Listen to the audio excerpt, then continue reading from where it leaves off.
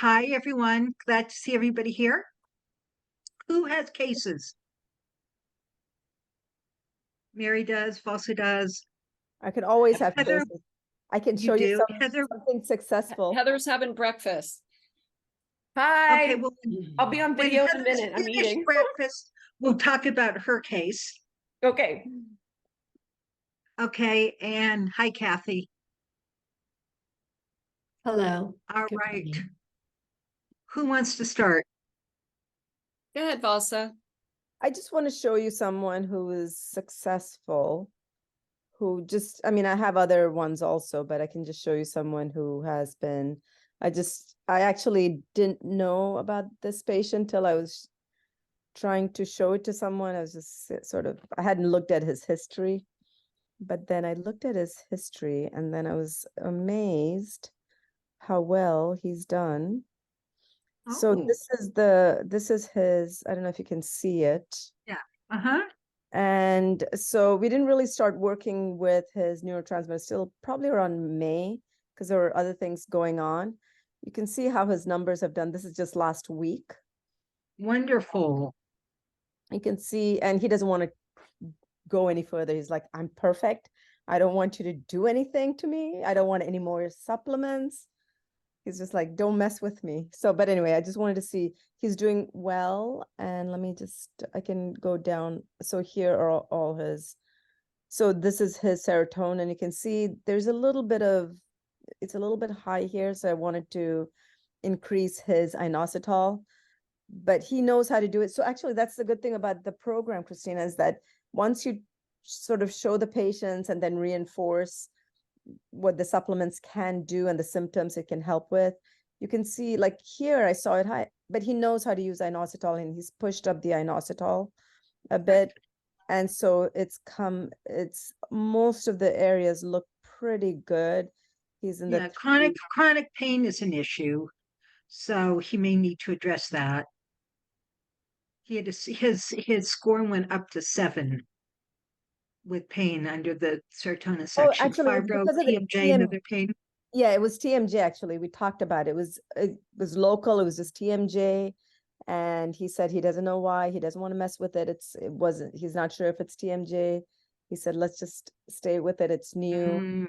So we actually Okay. addressed it. And Got it. So it just flared. yeah. But look whatever how it much was- better his sleep is. His sleep's wonderful. Good job. Yeah. Valsa, has he been on 5-HTP? That for my TMJ has been amazing. Oh my gosh, amazing. No, actually he doesn't like 5-HTP. Okay. So he didn't tolerate the 5-HTP. I think he said he's also on two SSRI like medication. He's on Buspar and he's on Remeron. They're not completely SSRI, but they also boost serotonin. So you So need to be careful. Yeah.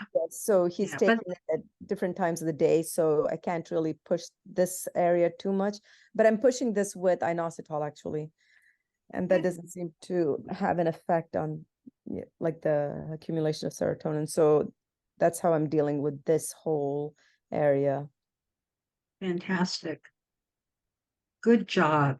Yeah, I just wanted to, for whoever is doing this, it's just, and I have other, new patients if you wanted to see those, but this is someone I've been working with for a few months and that's what's evolved. So Valsa, do they feel comfortable now using these on their own and tweaking as they need? Yep, I don't do much but we do actually, I send this patient in particular, I'm following him every week. So he gets to do this every week, but sometimes he chooses not to fill out the form. And like you can see, he's only filling it out like once a month or once every couple of months. So when he feels like it, he fills it out. But we send it out every time we have a meeting with the patient. And, sometimes we insist, especially when the numbers are high, we sort of insist. And sometimes I'll do it with them during the visit. But if the numbers are not so high like this, if he misses a couple of sessions of filling this out, I let it go. But if they're high like this, then, like in the beginning, it's just really hard to I actually didn't start it because we were dealing with other things in the beginning couple of months. And so we didn't actually really do that much in neurotransmitter balancing. We were looking at his other, like I did the metabolomics, I did a hair I do a lot of testing. So really, and then it got to be too many supplements. So then we regrouped and we're doing this now. But then when he feels the need to tweak, he can play a little bit. He's okay to. He does it himself, actually. When we meet, I give him suggestions. Like this week, I said, with the TMJ, it's pain, right? So usually with pain, I sort of said, do you want to try to increase your omega-3s? That'll help with the SPMs and that'll help with some of the inflammation. He said, nope, I don't want to do anything. I'm just going to hang tight. Don't mess with me. I love how he tells you, the doctor, what he's going to do, that his confidence, right? Yeah, because he's doing, right, he's tapering off of benzo. So I have a lot of patients who are tapering off of different psychotropics. And so like he's had, like the 5-HTP set him back. There were a couple of things that set him back, there was something that I gave him that set him back really like badly, like you wouldn't think it would, and it did. And he's like, no, like just, and you wouldn't expect some of these, so you have to go slow. And then you have to honor their wishes. Like when they say that I can deal with the TMJ pain, let me just deal with it. And if it stays, and if I can't deal with it, we'll talk about it. So, yeah. Interesting. Nice. Good. But I just want to point out to everybody how high his serotonin numbers are, even though he's on anti-serotonergic antidepressants and anti-anxiety meds. Okay. Just saying. Because they're just not working. I mean, they're just not working. Look at those numbers. Okay. I have a quick story, and that is I found a new chiropractor in town and saw him for the first time and chatted about what I do and showed him my little flip book. And he said, oh, I'm going to have to give this to my wife. My wife's been having all of these symptoms and she's been going to the doctor, and they finally determined that she's hypoglycemic. He said, I've been telling her for years she had to eat more protein, but, she's been ignoring me because, I'm just her husband. And, but apparently he said there are 88 symptoms of hypoglycemia, which there can be, and she has 55 of them. Wow. So she started eating protein more regularly, and she's feeling better, and she has more energy, and her anxiety's down, and her, she feels more like she's alive and less like she's just surviving. And I said, yep. So I thought that was a cute story I wanted to share. And now he knows who you are and what you do. Now he does.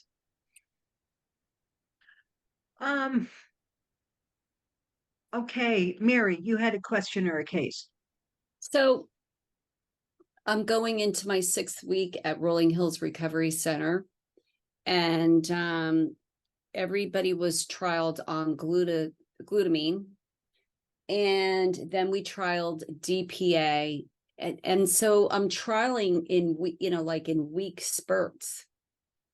And so I look at their charts to see who's where, and then slowly introduce another amino acid. But it's hard when you have that window of time is 7 days until I see them again. So I get, I'm still juggling this whole amino acid thing. I definitely feel confidence with L-glutamine. I do feel confident with the DPA was very successful for a lot of people, but I guess I don't know how to juggle this, seeing them once a week. Well, unless you do individual kind of things with them, I mean, you really can't, but you're trialing them and you have them redo the chart when you see them again. Okay. And teach people that this is information for them to use as they want to. And if the supplement works for them, then they can get their own and keep taking it. Yeah. And hopefully as they get discharged, I could take them on as clients, I'm hoping. But it's been an amazing experience. It's very emotional, and I'm glad I'm not a licensed social worker, because they really just want to be loved on, and they're just hungry for the information. It's very rewarding. So Yeah, that's wonderful. thank you. So I have a question, Now, were there Mary. people who did not respond? Everybody responded to the L-glutamine. There you go. Everybody for cravings. So are they buying their own? Some I hooked them up on Full Script and, gave them a list, like went over I had them do health profiles. We talked last week about, cofactors, introducing them slow and steady. Some of them have money, some of them don't have money. So I do give them suggestions on Full Script, and I said, these are just suggestions. You can purchase them from me or not. You can purchase them in town, whatever works best.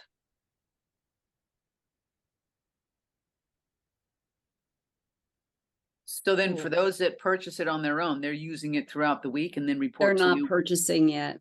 Oh, Yeah, this is slow, right? So I'm going into week 5, 6. I'm going to be there 7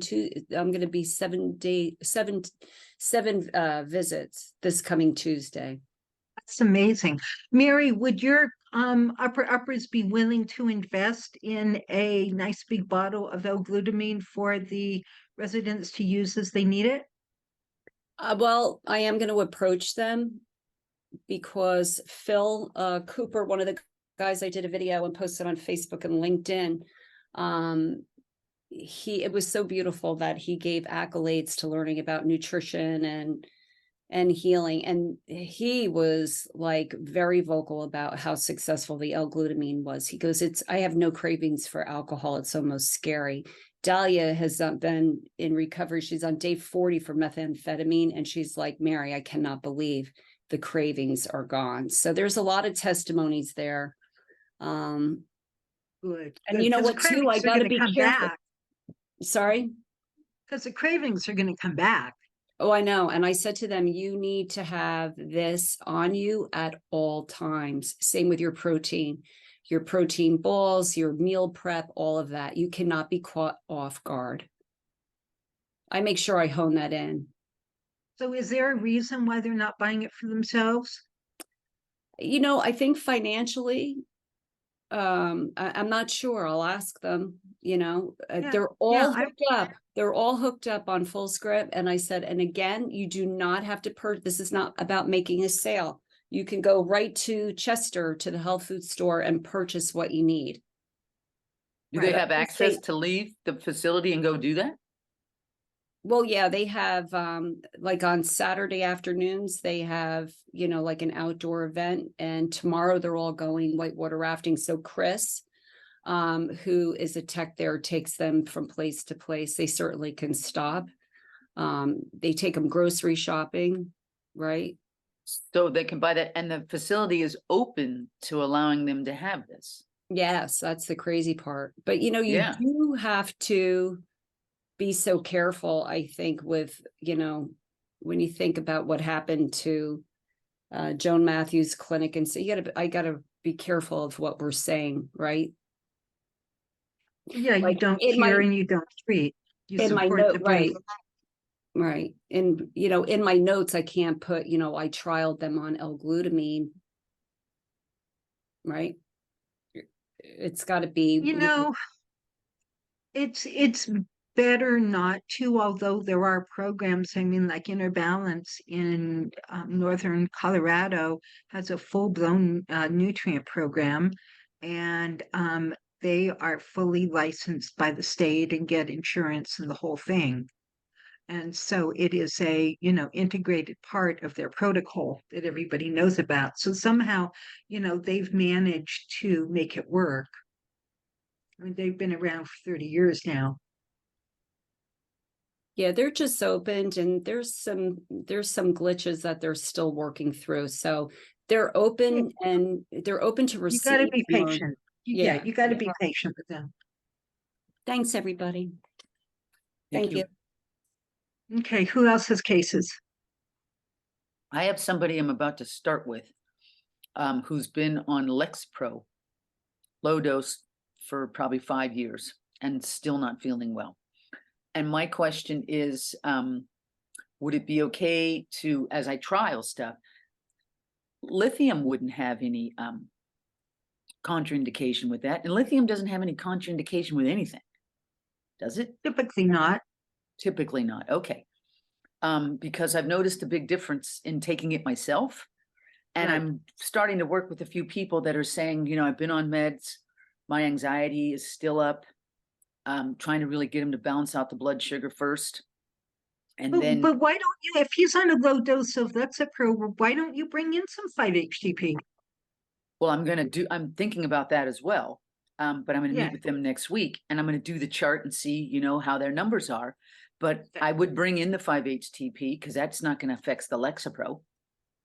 No, it is, but you We got you our know, window, take yes, it 6 exactly. hours apart, Excuse me, yeah. right.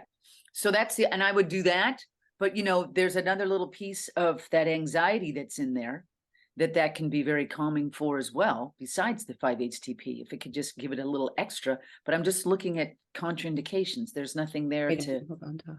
contraindicate that. Okay, No, yeah. I would, yeah, I mean, I would start with 5-HTP, give it a week, see what's left, and then bring in the lithium Lithium. orotate to cover whatever's left. Nice. Okay. I like that. Yeah. Christina, I have a question. So I've heard that, sorry, let me get my video back on. So I heard that, I don't know if it was you or Julia Ross said that you can trial lithium also. Like people, I don't know if it was you or Julia Ross who said that to me. I mean, I've certainly mentioned it. Yes, you can. I mean, it works fairly quickly. Are we talking about 20 minutes or are we talking about an hour, a day? I'd Within a say few somewhere, hours. yeah, I'd say somewhere within an hour or so. It's not quite as fast And as, but it's pretty fast. what kind of anxiety would you think of? Because they usually start with the neurotransmitter balancing chart, right? I start with the chart, and I Agitation. work with it. Sorry? Agitation. So when I think of lithium, and this is what Greenblatt says, right? He says it's more for the kind of out there stuff. In my mind, I interpret it as more jagged. Okay, well, however you want to interpret jagged, more agitated, kind of more intense, more out there, more imbalanced, more, you know, just kind of more. How does that land for you, Francis? My description of when to use lithium. Pretty good, pretty good. But you know, I have a another person that is lovely and welcome to trying things. And she said she took one that morning and she said, I cannot tell you how different my day was. That sense of overwhelm was lifted.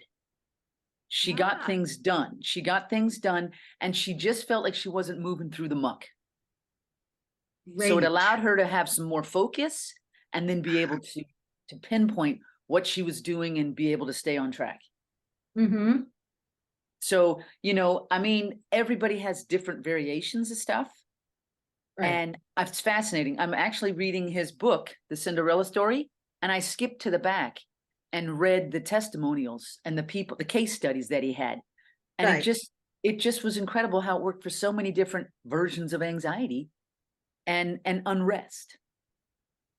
Unrest. I think unrest is a really good term. And, you know, when you listen to the research behind lithium as a essential mineral found in the groundwater, and that in the counties where there's more of it in the groundwater, there's less admissions to the psych hospitals, there's less alcoholism, there's less stuff. I mean, to the point, I'm sure, you know, all of you have heard me say this, and he talks about it in his book, that in the 1920s, you know, the soda pop companies added it, you know, created 7-Up. The reason 7-Up is called 7-Up is because lithium is 6.9 on the periodic table of elements. And they created this lemon lime soda with lithium in it as a mood booster. So up for the mood boosting and 7 because it's easier to say than 6.9. Otherwise we would have had 6.9 up. So 7 up works better. And then they didn't take it out until like the 50s. So lithium was in that soda for a very long time. Do we know why they took it out? I think the FDA was getting squirrely, Mm. but I actually don't know why they took it out. I have a quick Interesting. By the question. way, I posted in a response to somebody's post in the Mhm. closed Facebook group, students and alumni group. I was poking around yesterday and found gummy tyrosine at 1,000 milligrams. So 1,000 milligram dose. I didn't check to see what the serving size is, how many gummies you needed for 1,000 milligrams, but the label says 1,000 milligram tyrosine in gummy form. And there were like 4 or 5 different companies with versions of gummies. Now, I didn't take the time to like read the labels and research the companies and all of that, but it was because I'm running out of tyrosine. I've been using it a little more lately, and so I needed to order myself a new bottle on Amazon, and because I was on Amazon, so and I saw tyrosine gummies. I was like, really? Really? So I took a picture of that page and posted it in my response on the in the Facebook group. Did they seem clean? Did you look at the ingredient? I didn't look at the ingredient, but the impression was that they were clean. As I said, there were like 4 or 5 of them, so one of the brands must, be pretty clean. Hmm. So I thought that was good for people who can't swallow pills, for children. There are a lot of 'Cause there are people who can't swallow pills, and then you have to open the capsules or get the powder, and that's just a mess. But gummies, ooh. them. I think for Now tryptophan I is don't typically go for gummies, but I thought that in this case it was a good option. so in terms of other amino acids, I think tryptophan comes as is it a gummy or as a lozenge, right? The highest dose I've seen is 100. Have you noted anything higher dosage than 100 if someone can't take the pills or the powder? Well, tryptophan usually comes in either 500. Tryptophan usually comes in 500 milligram capsules. No, I So I meant, haven't. yeah, No, lozenge. 5-HTP has now has a 100 milligram chewable lozenge. That's what I've been using. Yeah. Yeah, we know that silver whatever out of Boulder. Anybody know the company I'm talking about? Has a GABA-theanine spray. Thank you. And they're a very good company, and they have a GABA theanine mouth spray. Apex Yeah. has some topicals, transdermals. They They've also have they've got some good sprays as well. oh, do they? Okay. Oh yeah. And they also have some really good adrenal topicals. And then Litke has a chewable tryptophan. I think it's 200 milligrams. I'm looking. I can't find mine, but Litke. They're the ones that have the best DPA and the best tryptophan, in my opinion. Okay. You spell that. LIDTKE. LIDTKE. Uh-huh. Yes. And let me see here. As we talk, I'll try to find her number and put it in the chat, but she's the rep for Litke. That's awesome. Ooh. So Let's keep Francis, going. do you buy directly from them or do you order them on Full Script? I buy directly from them for me. Okay. let me see. Can I ask a question while she's looking at that? I just grabbed glutamine. My husband bought this for me. It's now sports, so maybe I shouldn't be on this one. But in 1 teaspoon, it's 5 grams. Is that Yeah. too much or is that good? Well, you probably don't need 5 grams, so you use half a teaspoon or a quarter of a teaspoon. Okay. Yeah, how do you What convert the else is in grams it? into milligrams? 5 grams is One- 5,000 milligrams. Okay, thank you.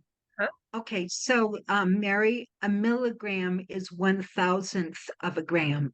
Okay, So 1,000 milligrams is 1 gram.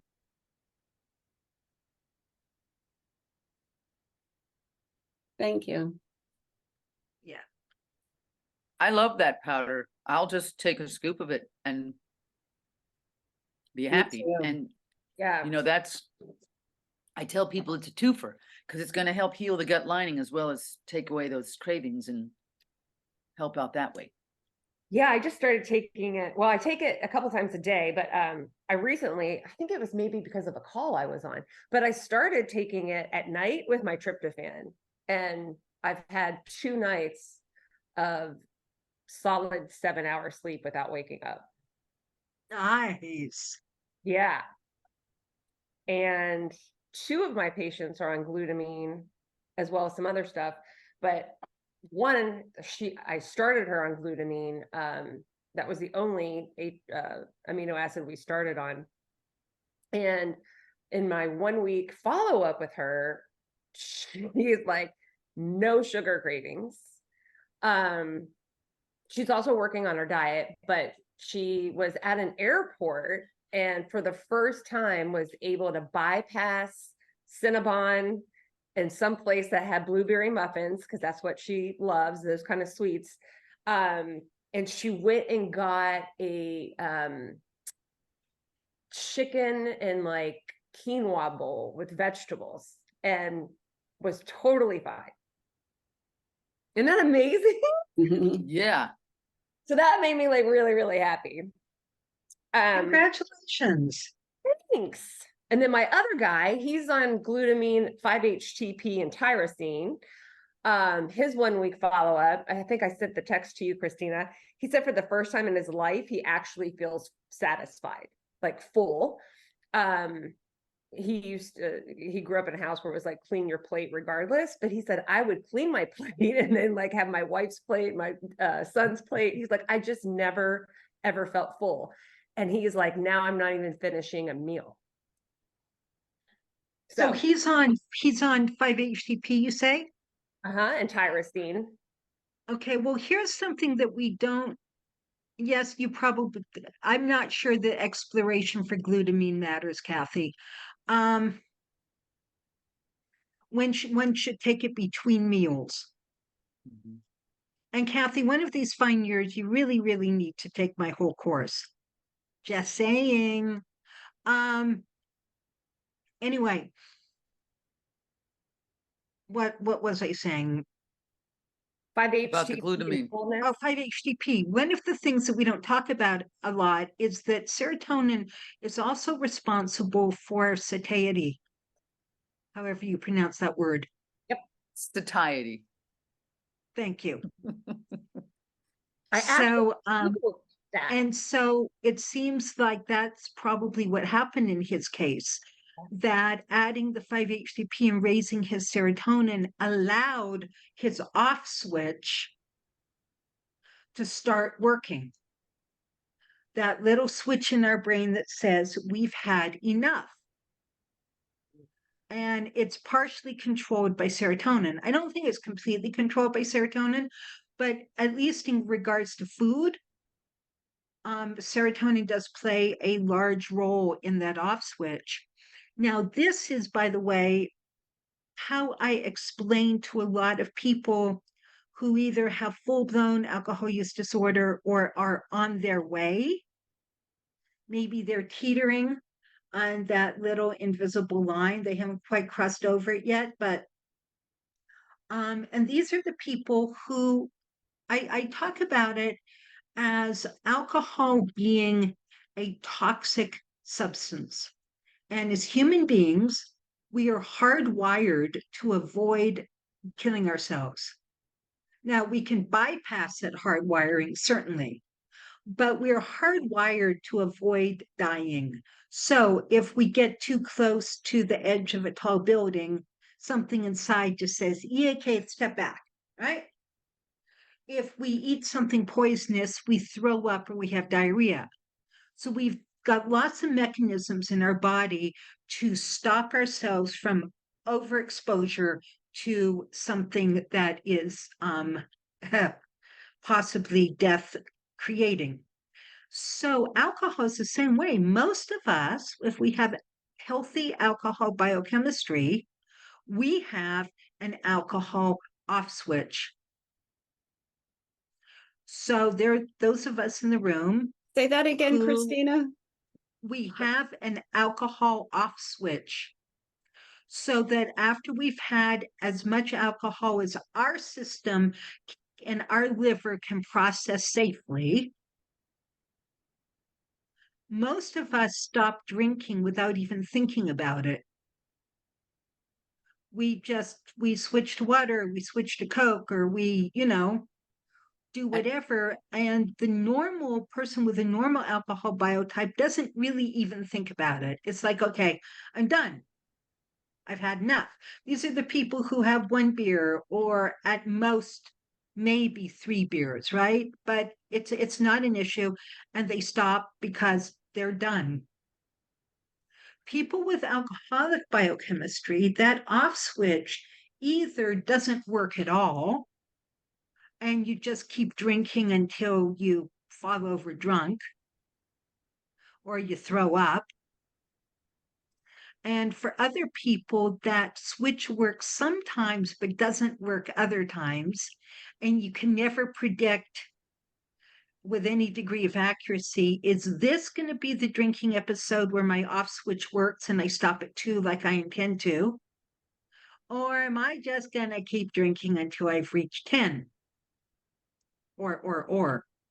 And those are the people I say, look, if you haven't already crossed that little line, you're set up for it because your off switch isn't working. And you can't predict it, so you don't have control over it. Sometimes it works, sometimes it doesn't work. That's dangerous. I remember one client years ago who was evaluating her relationship with alcohol because sometimes she could stop at 1 or 2. And she came in one day, so she really didn't think she had a problem. But she came to session one day really shamefaced because over the weekend she had woken up in a stranger's hotel room, male, with absolutely no memory of how she got there. And it turned out he was a nice guy. It's not like he drugged her or anything. He said, good morning. We had such a great time, didn't we? And she's looking at him thinking, who are you? How did I get here? What the hell happened? And because when her off switch didn't work, she would black out drink. This was not actually the first time she had done blackout drinking. But what caught her attention is that she had never before woken up in a stranger's hotel room because of blackout drinking. And so we had a very serious conversation about the fact that she can't predict when her off switch is going to work or not. And when it doesn't, this is what happens. And does she want to put herself at this risk again? I mean, she was freaked. So it's a good way to explain it to people because it, again, takes away the shame. Yeah. I say it's like an electrical switch. Typically when we go into a room, we turn on the switch and the light goes on and there's no problem. And then when we leave, we turn it off and it goes off. But if there's a glitch in the electrical system, you switch the light on and maybe it doesn't go on, or maybe it flickers and then goes off. Or if you try to turn it off, it doesn't go off. Okay, that's a glitch in the wiring. So I explained to my clients that there's a glitch in their alcohol off switch wiring, which is, the truth, even though it's sort of lay language. It's the truth. And that helps people. Yeah, that would definitely take away a lot of the shame and help Mhm. them understand, what's wrong with me. I've got a friend over here that decided to quit drinking at the same time. They're doing great, but I'm not. Right. They've been able to stay sober. I can't. I keep going Right. in and out. And you said this all in the beginning, Christina. We are hardwired to survive, did you say? Yeah, we're hardwired to not die. That's it. And that makes a big when you tell that to somebody. And alcohol is a toxic chemical. It is. Right. Our livers are designed to detoxify it. We have all these enzymes in place. People from certain ethnic backgrounds do not have those enzymes and cannot drink alcohol at all without getting horribly sick because the body's saying, this is poison. I cannot detoxify it. I'm going to throw it all up immediately before you kill yourself. Is that the prostaglandin, Christina? No, it's one of the liver enzymes. Okay. It's the phase 1 detoxification process. A lot of And I Asians think don't have. Yeah. I think it's the Asians. Mhm, Not all Asians. I mean, Right. there are No. alcoholic Asians out there, but there's certain ethnic strands within the Asian population that cannot tolerate any alcohol at all. I'm one You- of these people. I can tolerate one before I fall asleep. But I get a hangover the next day after one. I get a hangover after one drink. Yeah. Um, so which is one of the many, many reasons I don't drink.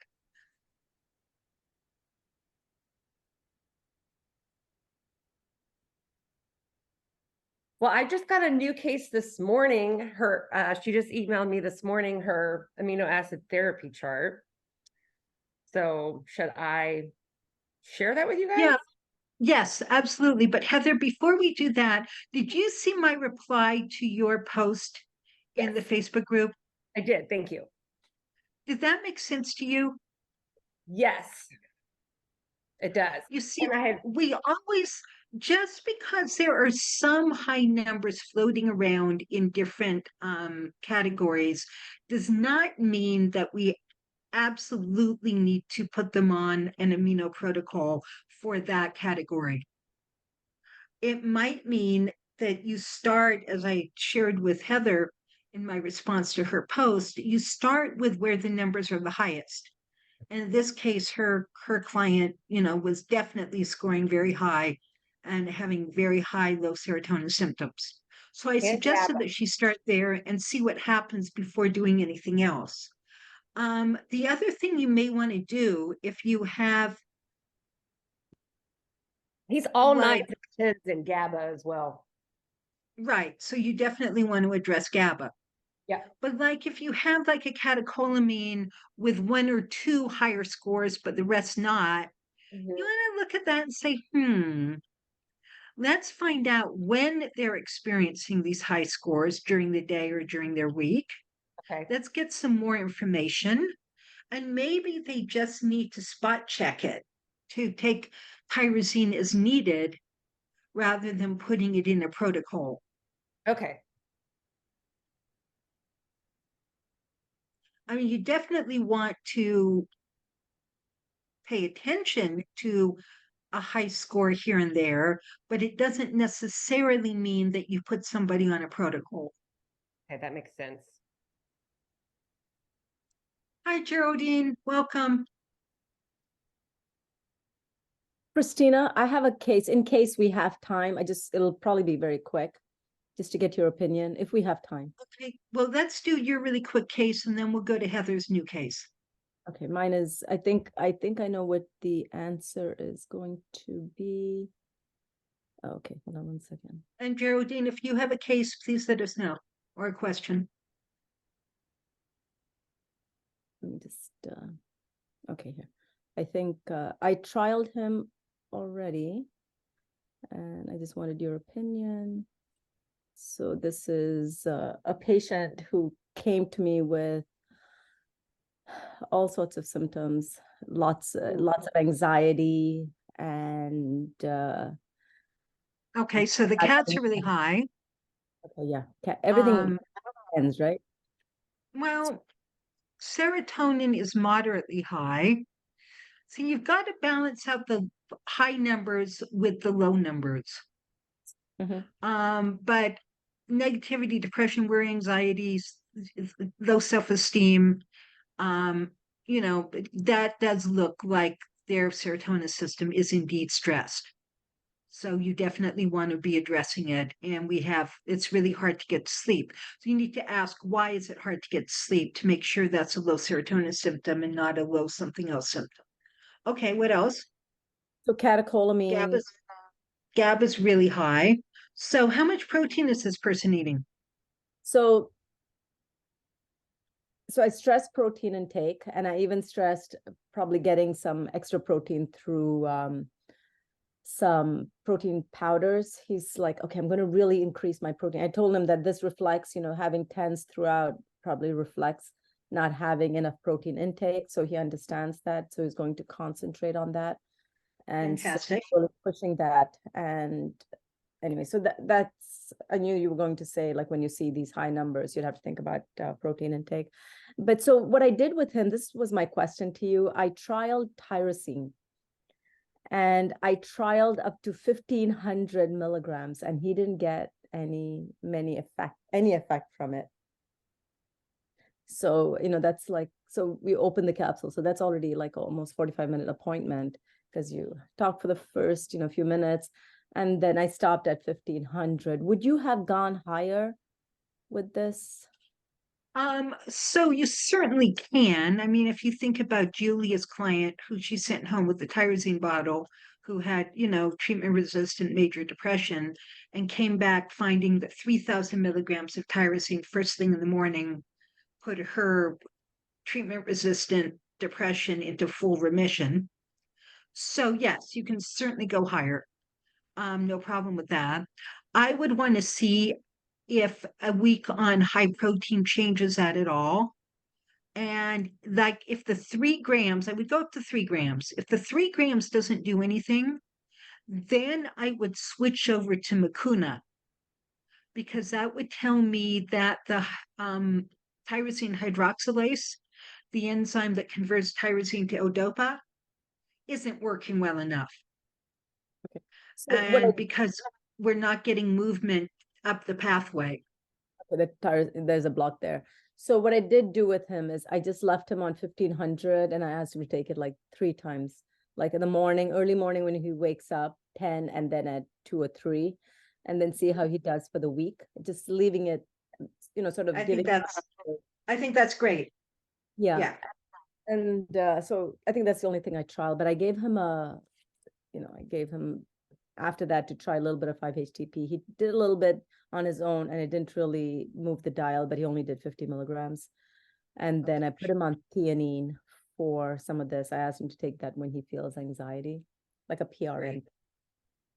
Great. That sounds really good. Now, if after everything the tyrosine and the 5-HTP, even when you raise the 5-HTP dose, don't work, then you want to come back around and look at pyroluria, see if there's a cofactor issue. As everyone gets the pyroluria questionnaire. Anyway. Yeah. He didn't really map out for it, but that doesn't mean much. No. I don't do any tests. I can do testing in New York, especially for that. I can do workarounds for many other tests, but pyroluria is one test I can do a workaround in New York. Right, but you can always do a zinc and copper. Right, the zinc That's and your copper. work. That's your workaround. Yeah, zinc and what else is it? Yeah, so that's so in terms of for him, yeah, so that's what I'm doing for him, and I have him on a lot of other nutrients too. So Great. Yeah, I have good a thinking. question. Uh-huh. Also, Yeah. is he any drug history here? So he's on benzos. So that's the only, and he was using a mushroom ayahuasca. a little bit, but Oh, but I it mean, was- I'm wondering if he had any kind of addiction issue prior to that, like was he a meth addict? Like Was he a meth. cocaine addict? Anything like that? Stimulant Yeah. addict? No? Okay.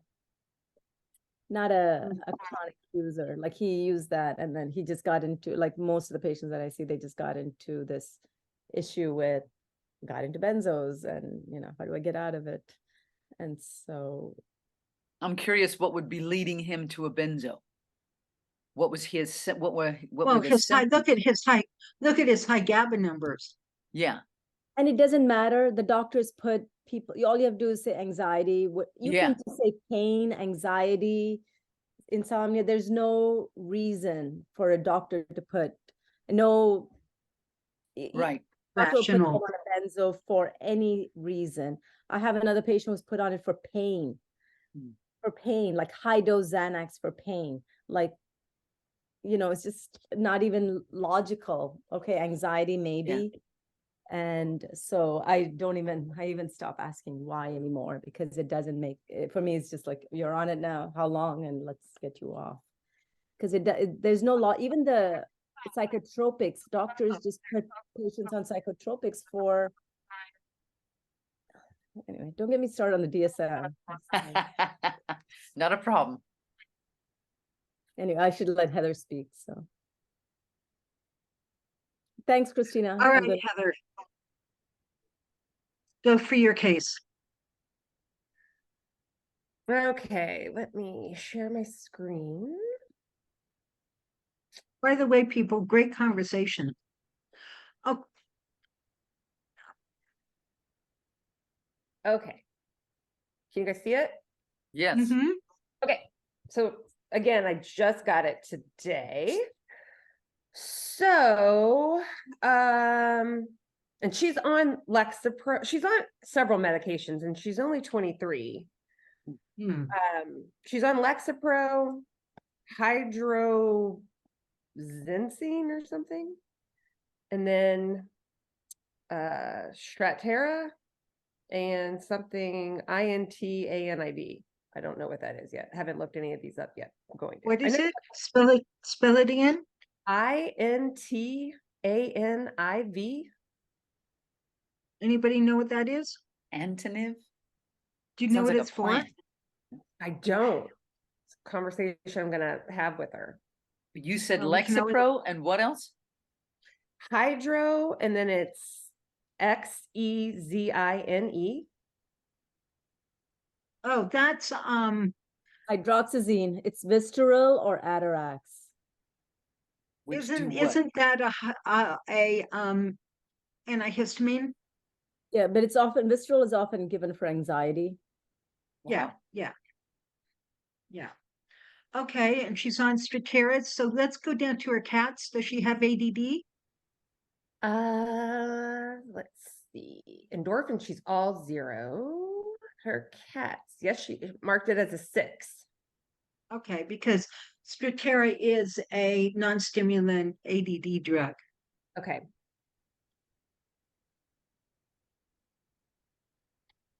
But it's interesting. She didn't check the ADD box. I know. And she didn't fill out anything in that section. No, she didn't. So maybe she's not using any of those for energy. So Yeah, she's doesn't- got moderate scores there. Okay, so what's your question? Well, okay, and she's also, if you see this, like a pot smoker for Yeah, her. I was just gonna say, she smokes weed and eats a lot of starch. sugar. How often is she smoking weed? Pretty much daily. What does it Okay, do so for her? Well, wait, even before what does it do to you? So when Okay. somebody says I smoke it daily, is that once a day at nighttime? Or is it every hour on the hour? She smokes it mostly after work in the evening to just kind of relax and calm down. And then Okay, she said sometimes right before bed to help her sleep. And then she said occasionally on the weekends to become creative. okay. So she's- again, to lower her anxiety enough so that her creativity comes out. So yeah, that's where those GABA scores, they're fives because the cannabis is working, and so some of her other stuff, but it's, it's being medicated. So what is the one thing, if you had a magic wand, Heather, and could wave it and fix one thing on this chart, which thing would she like you to start with? Oh, geez. I haven't asked her that, but after talking to her, I would say her anxiety. Okay. And I'm So what are you going to do? What she- are you going to do to address her anxiety? I was thinking theanine. I think theanine's a great place to start. Yep. I'm not sure that that's the place to end, but it's a perfect place to start. Okay. And during the day, when is her anxiety the worst? Mornings. Morning, like when she wakes up in the morning or on her way to work because she's like feeling overwhelmed by the workday. Yeah. Often overwhelmed by going to work. And that could be because she's just 23 and this is like, her first kind of stint on her Poor own. baby. But Poor baby. I know. Okay, so how are you going to dose the theanine then? Well, I mean, look at the chart. I was actually going to recommend theanine serene and then start her at least at 100 milligrams once a day for like 2 days to trial it, and then maybe bump it up to 200 a couple times a day. Okay, so theanine serene is a combo Uh-huh. and it packs a wallop, so I would not start there. Okay. I would start with straight theanine at 100 milligrams on her way to work. Okay. Like when she gets in the car to drive to work or the moment she starts feeling anxious about work. Should I Take ask what time theanine? she takes her Lexapro? Is because Lexapro is a SSRI, right? Yes, so you can take theanine with it. You don't Oh, have to you worry can. about that. Oh, okay. I didn't know that. Yeah, you have to That's why worry you about need her 5-HTP, but you don't Okay. have to worry about the theanine. Okay. So I would give her theanine half an hour before she goes to work Okay. and start with 100 milligrams, which typically is one capsule, and try that. She gets to trial it. If the 100 milligrams by the time she gets to work has not sufficiently decreased her overwhelm and anxiety, then she takes another one. Okay. See, she gets to do this trialing herself right where and when it matters, which is on her way to work. What is her choice of beverage in the morning? Caffeine. She is a huge coffee drinker, which is not helping her anxiety. And it has a lot of sugar. How much caffeine is she drinking and for what reason? Energy. Okay, so go back down to the cats. And you said a lot of sugar in there too, right? Yeah, because we're working on keeping her added sugars below 24 grams a day. And so she texted me first thing in the morning and she was like, I'm well over 24 with just what I buy at, and that's the conversation I'm going to have with her next week. With what she buys at the Is coffee what shop. she's putting in her coffee. Yeah. Catecholamines. Here we go. This is the one she didn't check. So she didn't put caffeine here. She put it up there, but then she does have like lack of energy here. Yeah, but look, it's a 6. Mhm. Uh-huh. So that's really, really interesting. So either the caffeine is working, because people who are drinking that much caffeine, their lack of energy is typically like a 9 or 10. Mhm. So I would just ask about that. Ask about when the energy is her lowest, Okay. how much caffeine she drinks. Can she drink it without sugar? Is she willing to start cutting back to like half calf? Because here's part of the problem with somebody who's addicted to coffee or caffeine. is that you don't just have a low a depleted catecholamine problem, you also have a depleted adrenal problem. Because caffeine ultimately over time really plays havoc with your adrenals. So, and see if she'd be willing to drop it to 2 reasonable sized cups of coffee a day max. Maybe one in the morning and one in the afternoon. And then you're going to use tyrosine to offset her need for caffeine, and maybe something like rhodiola as well to bring in adrenal support. You can do the caffeine and rhodiola together, and that should reduce her need for caffeine. Okay. I find it interesting on her chart that at the bottom where it says crave, needs substances for energy or focus, she gave that a 0.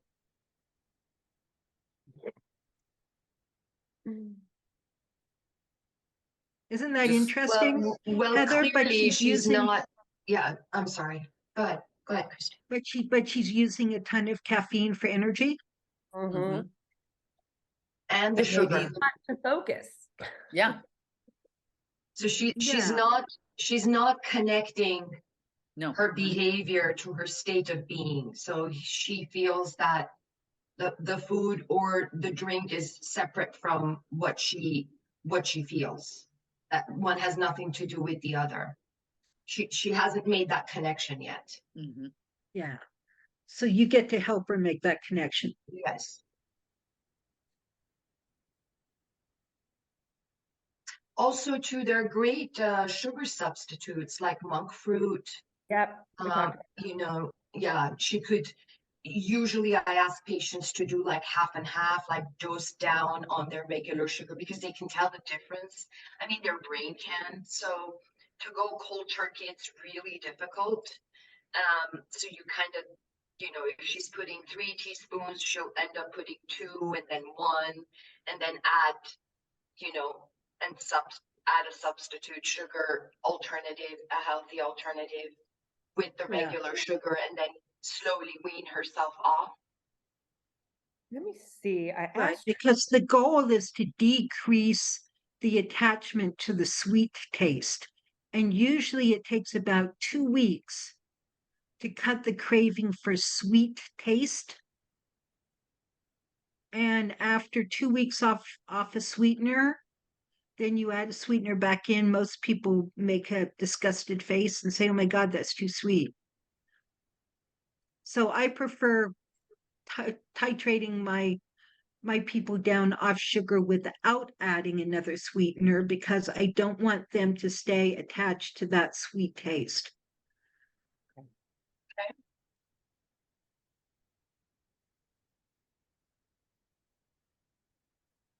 Got it. Thank you, guys.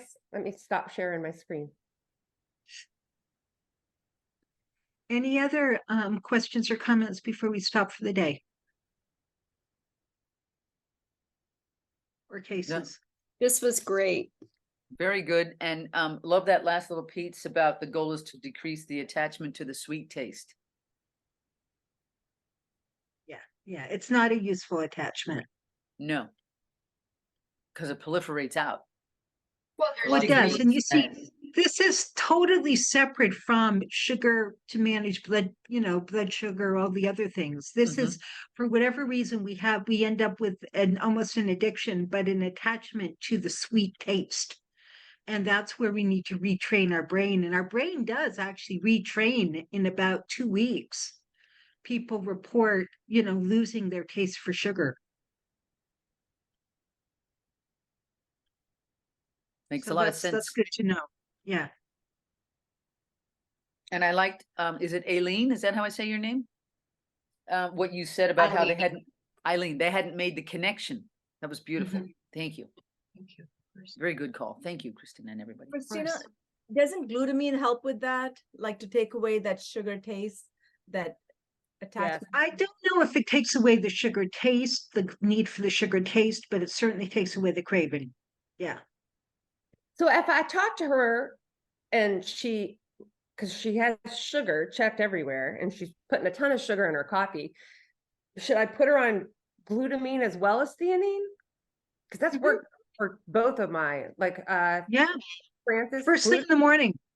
Okay, And Awesome. maybe ask her where the other sugar's coming in, because she checked it off. She's just putting it in the coffee in the morning. What else is she doing during the day? oh, she eats Sure. sweets. So Christina, would you just do it once a day? Wouldn't you spread it throughout the day, like maybe 3 or 4 times a day, start in the morning and at bedtime, and then a couple during the Well, day? especially since, we just found out that she's eating sugar throughout the day. Yeah, she should get at least 1, if not 2 grams of glutamine um, upon arising between breakfast and lunch, between lunch and dinner, and then at bedtime. And that should really help cut that sugar craving. And the only No caution is indication cancer. for Lexapro. Right, yes. She doesn't have to. Typically, very, very small group of people cannot tolerate glutamine, but it's very rare. So did that answer your question, Kathy? So usually 1,000 milligrams of glutamine, typically 4 times a day between meals. But what if cravings is usually not cravings, but hunger is at nighttime? I mean, my son wakes up and he's not hungry, and then he eats and eats after dinner before bed. Yeah, so I don't know if I would bring in 5-HTP for that. I have already. He's having 100 milligrams after dinner. And how much is he having mid-afternoon? Nothing in the afternoon. No Give him 5-HTP. some in the afternoon. Give him some in the afternoon too to help build up towards evening. Would that curb the hunger? It should, yes. I mean, the hunger can come from a number of different things, but when I hear food craving, after dark, my first go-to is serotonin. Because he's already having 100 milligrams. Which is not very much, Kathy. Okay. Because with the Paxil, he's on Paxil. Yes. And what time of day is he taking his Paxil? First when he wakes up, but he doesn't get up until 11 or so. Okay, so that makes it tricky. So what time of day is he actually eating? I mean, what actually time of day is he craving this food? And is he actually like binging on it? Is he eating that amount of food that we would consider it a binge? Because he's flipped, like he's not hungry in the morning. He's like, Mom, I'm not hungry. He wakes up, takes a protein shake, goes to school. And then when he goes to school, I was trying for him not to buy the school lunch, but then he got the school lunch money my husband gave him. And so he bought a bagel with lox yesterday. And I went to Whole Foods and bought a gluten-free bagel and the cashew cream cheese. And he ate that at night last night. Like, he said he had popcorn in the afternoon. I think that's all he had. And then at night, at night we went out and he had a prime rib dinner. That was around 7 p.m. And then later that night at around almost 1 a.m., he woke up and had that bagel with cashew cream cheese with the lox, with the salmon. Yeah, but that's normal, Kathy. There's nothing wrong with that. Because he has a real dinner. He really didn't eat enough food during the day up till dinner time. Okay, that's part of the problem. How do He we didn't have switch enough it? protein. How do we But switch but from let me eating at finish. night? Kathy, no, he has a nice dinner at 7, 8, 9, 10, 11, 12, 1. 6 hours later, he's hungry. That's normal. Now, it's not normal in that we want people to have better blood sugar control. Okay. But that's still 6 hours later. And so his blood sugar will have dropped. He ate his bagel with lox, which is not a horrible I mean, he has some protein there. And then he goes back to sleep again. That is normal for somebody who has blood sugar dysregulation. That is not what I would consider a binge. Bye, No, Mary. yeah, he's not. Okay.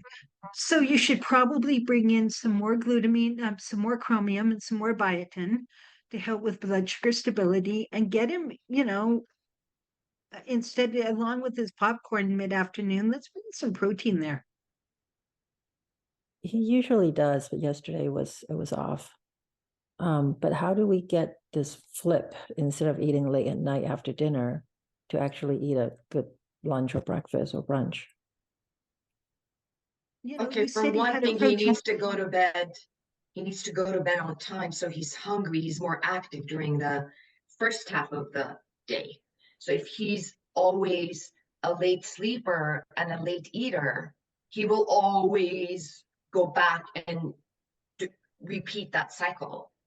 So you can't make somebody, if you eat late at night, any 9 out of 10 people in the morning, unless they have blood sugar issues or dysbiosis of some sort going on, for the most part, they won't be hungry until later that day.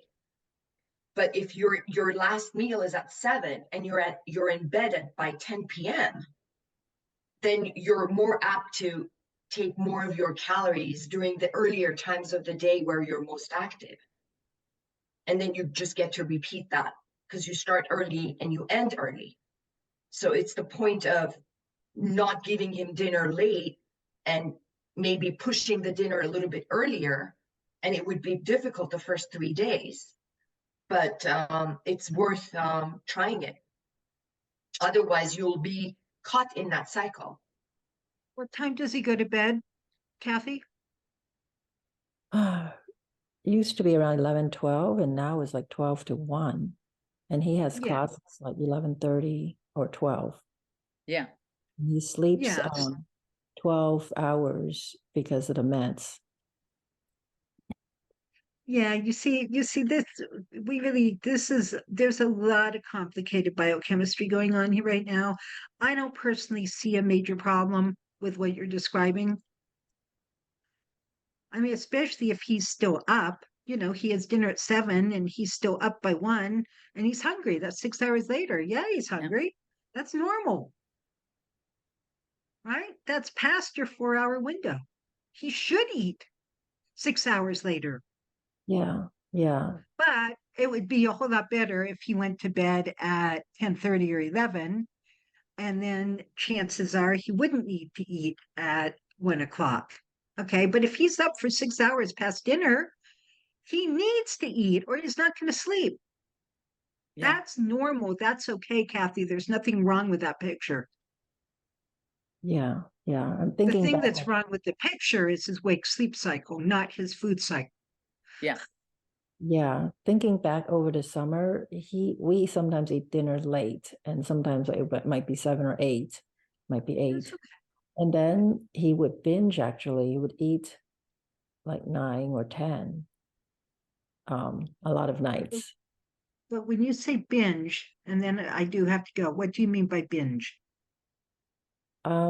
He would just find, I guess, like chicken nuggets, popcorn, whatever, chips, usually like chips with the fake cheese, which I don't really like.